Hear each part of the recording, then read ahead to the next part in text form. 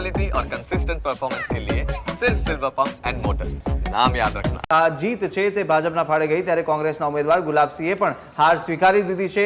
લોકોનો જનાદેશ અમે સ્વીકારીએ છીએ તેવું ગુલાબસિંહે જણાવ્યું છે। જ્યાં ખામી રહી હશે તેને સુધારીશું તેવું કહ્યું છે। મત આપ્યા એમનો અને મત ન આપ્યા એમનો પણ આભાર તેઓએ માન્યો છે।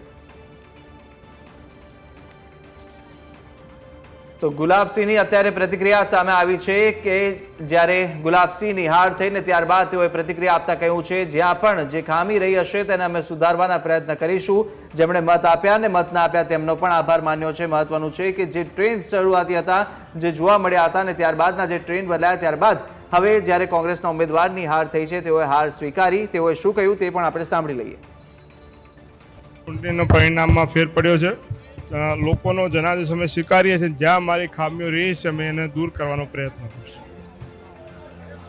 ને બધે મહેનત કરી ઘણા બધા વોટ મળ્યા છે।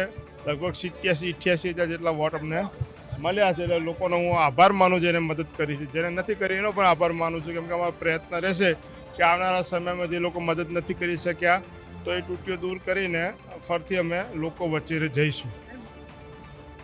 તો ગુલાબસિંહ કે જેઓએ પોતાની હાર સ્વીકારી છે અને તમામનો પણ આભાર વ્યક્ત કર્યો હતો। જ્યાં ખામી રહી છે ત્યાં તેની